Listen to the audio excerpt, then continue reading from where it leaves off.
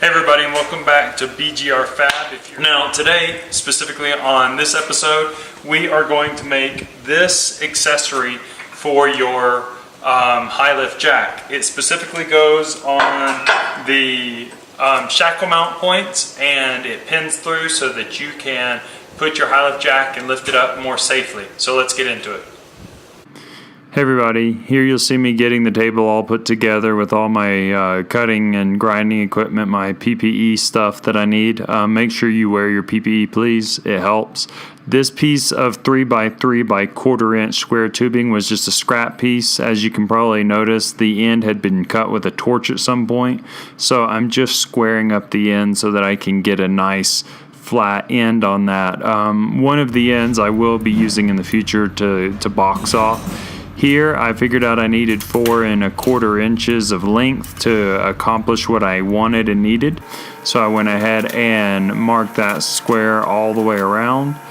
And then to do the cutting, you'll see that I actually use a Milwaukee Portaband. I have a Makita cordless that I use as well. I really like these. They cut really straight and they don't create sparks everywhere. So when I can, I use them. Here you'll see that I'm marking from where I know the tube meets to the front of the curve of the beak on that foot of that hook. And here I'm making the point for the hole to be drilled for that hook to come through. And I just center it at 3 3/4 is what it was. And then I, of course, mark it center of the square stock, and then I punch a dimple in it to set the pilot bit on the hole saw. There's just a close-up of it. You can see that it punched well. It gives a good guide. Here I'm using, of course, some lightweight oil, and I'm using a 1 1/4 hole saw just to get through this 1/4 inch thick stock so that it has plenty of space for the width and the length of that hook to come up through. And that's just to allow the foot of the high-lift jack or farm jack, whatever you're using, to sit flat against the top underside of the top piece of this tubing. You'll kind of see a little bit more how it works here in a moment. It's just a safety feature. It gives it some more stability, and that's what I use it for. Of course, continually oiling, and this is sped up so that you don't have to see it for, however many minutes doing what it does. And then I try to put it on upside down. But here it is right side up. You can see the hook sticks through, and it locks it on there pretty well.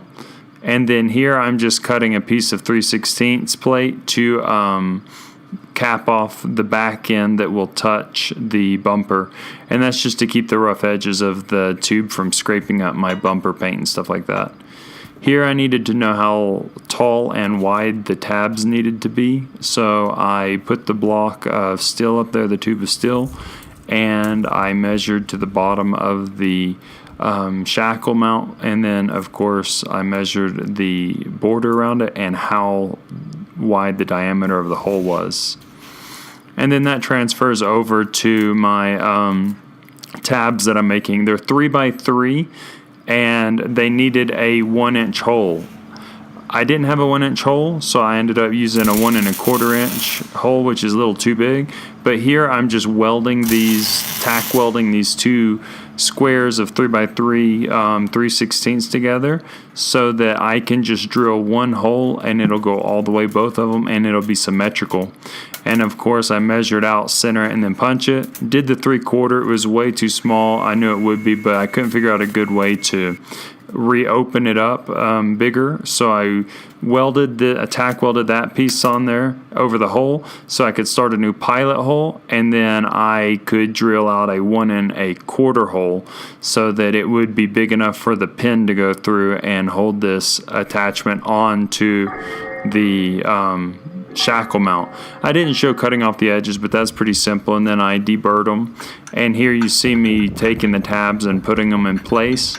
And then I set the tube on top of them, the square tubing on top of it, just to kind of get a reference point of where it needs to be welded. And once I do that, of course, you take it all back apart. I take it over to a table. I went ahead and decided to weld the cap on the end of it. And once again, that's just 3/16 plate that I'm welding onto the 1/4 inch thick 3x3 square tube. And it doesn't really matter orientation, because the side where the tabs go, you're going to have to grind that down. And I just used a flap wheel because I prefer them. And I made it smooth, and the rest of it I left welded at that point. And you can see I'm just tack welding to make sure they fit. And then I went back and re-welded some of the edges where I had ground them down and it had gone through. Well, I hope that was enjoyable for you guys. I hope it was informative. I hope that you also give me a thumbs up on the video.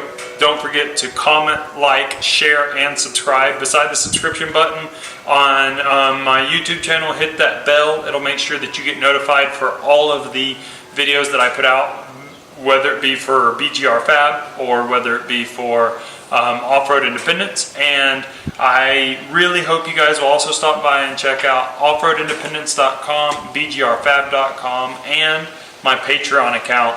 If you guys choose to support me through Patreon, it can really help this channel progress. Have a lot more little projects like this and bigger projects that I'd like to be able to make. You guys can help make that happen, and also you get extra stuff at the Patreon page and through being a Patreon member that you won't get if you're not part of it. For instance, once I hit the $15 a month goal, I will make sure that you guys get a giveaway gift every month, and that'll be something helpful. It'll sometimes be off-road components, and it may also be at times tools for fabrication and stuff like that. So please go by and check it out, and I hope to see you in the next video. Thanks.